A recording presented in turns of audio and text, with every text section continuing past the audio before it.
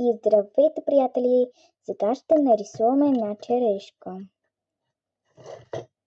Така, първото ни беше авокадо, после диня, после още една диня, фламинго, лайк, мама и сега ето тук. Само да си взема ето това листче и ще го сложа отдолу, за да не се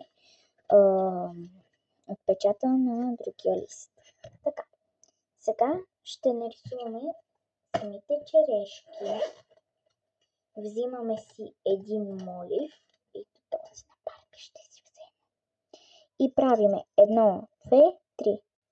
Така, сега ще ни трябва зеленото. Не, първо ще ни трябва ето този черен фломастер, да го повторим.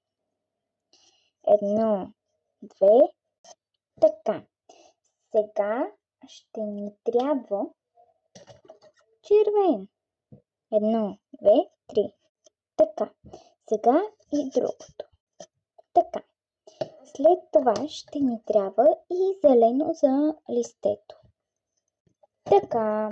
Сега ще ни трябва ето тази химикалка зелена, за да повторим ето тези чертички на листчето. 1, 2. Така, приятели. Написах си и името. И пишете вдолу в коментарите какъв друг път искате да нарисувам.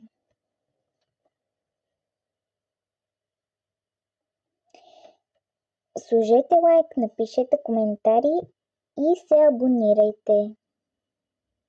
Чао!